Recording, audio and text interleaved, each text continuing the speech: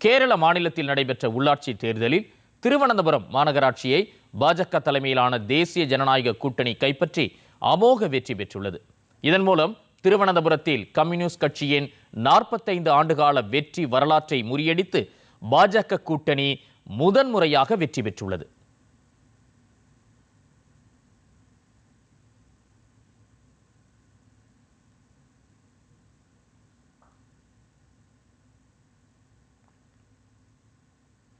இந்த மகத்தான வெற்றியை அளித்த திருவனந்தபுரம் மக்களுக்கு பிரதமர் நரேந்திர மோடி நன்றி தெரிவித்துள்ளார்.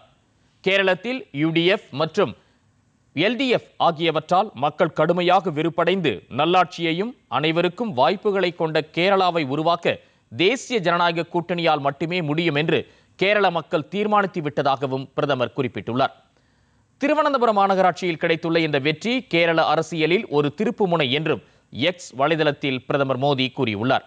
திருவனந்தபுரத்தின் வளர்ச்சியை இலக்காக கொண்டு பாஜக பாடுபடும் என்றும் மக்களின் வாழ்க்கையை எளிதாக்க ஊக்குவிக்கப்படும் என்றும் பிரதமர் நரேந்திர மோடி தெரிவித்துள்ளார்.